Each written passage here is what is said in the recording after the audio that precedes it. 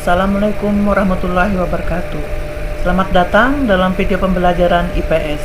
Semoga masih semangat belajarnya. Untuk pertemuan kali ini kita mengulas tentang masyarakat Indonesia pada masa praaksara Hindu, Buddha, dan Islam. Submaterinya adalah periodisasi masa praaksara. Tujuan pembelajaran yang ingin dicapai pada materi ini adalah siswa dapat mengidentifikasi periodisasi masa praaksara di Indonesia. 3 zaman periodisasi atau pembabakan zaman di muka bumi. Yang pertama, secara geologis. Yang kedua, secara arkeologis. Yang ketiga, perkembangan kehidupan manusia. Yang pertama adalah periodisasi secara geologi. Geologi adalah ilmu yang mempelajari bumi secara keseluruhan berdasarkan komposisinya, struktur, sejarah, sifat-sifatnya, dan juga proses pembentukannya. Berdasarkan geologi, zaman praaksara dibagi menjadi 4. Yang pertama, zaman Arkaikum. Yang kedua, zaman Paleozoikum. Yang ketiga, zaman Mesozoikum. Dan yang keempat, zaman Neozoikum. Yang pertama, zaman Arkaikum. Zaman ini merupakan zaman tertua. Kira-kira berlangsung selama 2500 juta tahun yang lalu. Pada saat itu, kulit bumi masih panas, sehingga belum ada kehidupan. Yang kedua, zaman Paleozoikum. Zaman ini kehidupan mulai muncul.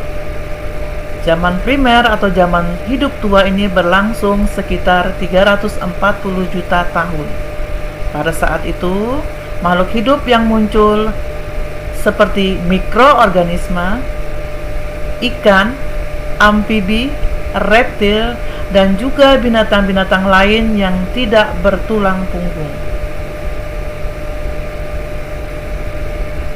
Yang ketiga, zaman Mesozoikum. Zaman ini bisa juga disebut dengan zaman sekunder atau zaman pertengahan. Berlangsung selama 140 juta tahun. Pada zaman pertengahan ini, jenis reptil mencapai tingkat yang terbesar, sehingga pada zaman ini sering disebut juga dengan zaman reptil. Setelah berakhirnya zaman ini, maka muncul kehidupan yang lain, yaitu jenis burung dan binatang menyusui. Namun, tingkat populasinya masih sangat rendah. Yang keempat, zaman Neozoikum atau dikenal dengan zaman hidup baru. Zaman Neozoikum ini dibagi menjadi 2. Yang pertama, zaman Tertier. Ini berlangsung kira-kira selama 60 juta tahun. Zaman ini ditandai dengan berkembangnya jenis binatang menyusui seperti kera. Yang kedua adalah zaman Kuarter, ditandai dengan adanya kehidupan manusia, sehingga zaman ini menjadi zaman terpenting. Kemudian zaman ini dibagi lagi menjadi 2. Yang pertama, zaman Pleistocene atau Diluvium, berlangsung kira-kira selama 600.000 tahun. Pada zaman ini ditandai dengan adanya manusia purba. Zaman yang kedua adalah zaman Holocene, atau dikenal dengan aluvium.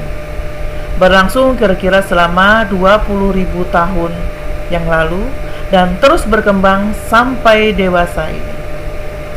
Zaman ini ditandai dengan munculnya manusia atau jenis Homo sapiens yang memiliki ciri-ciri seperti manusia yang hidup pada zaman modern sekarang. Berikutnya adalah periodisasi secara arkeologis. Periodisasi secara arkeologis didasarkan atas hasil temuan benda-benda peninggalan yang dihasilkan manusia pada masa pra-aksara.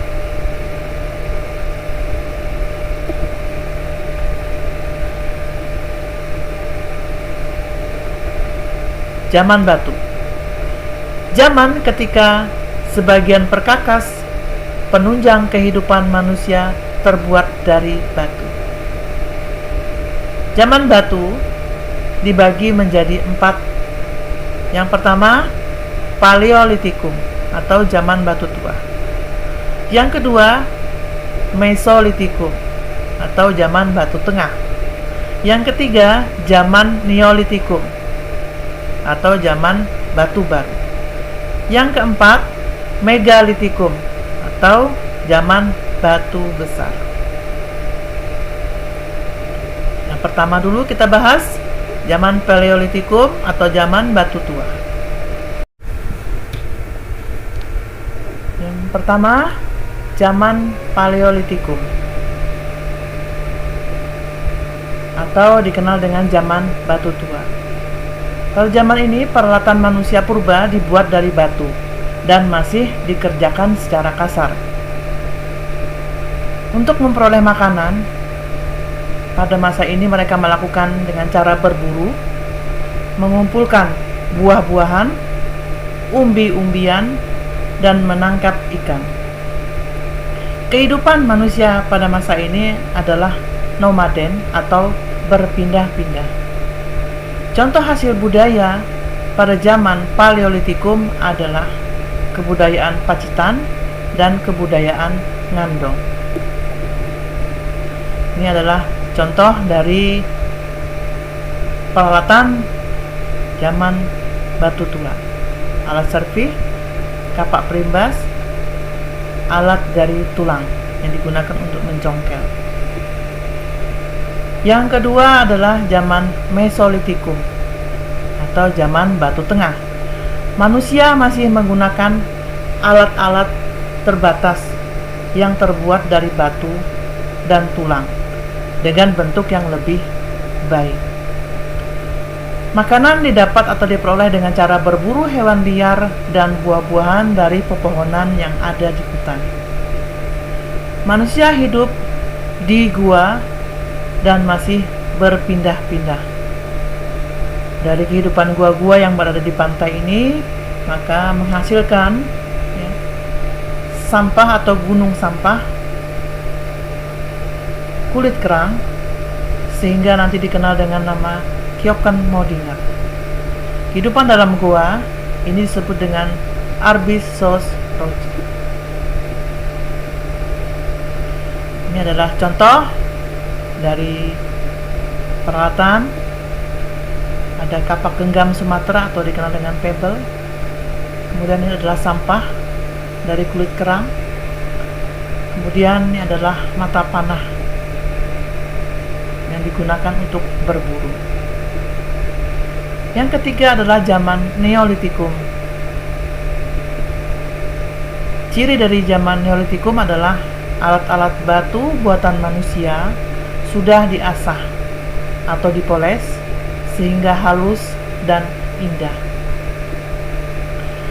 Alat yang dihasilkan antara lain, yang pertama, kapak persegi. Di antaranya beliung, pacul, torah yang banyak terdapat di Sumatera, Jawa, Bali, Nusa Tenggara, Maluku, Sulawesi, dan Kalimantan.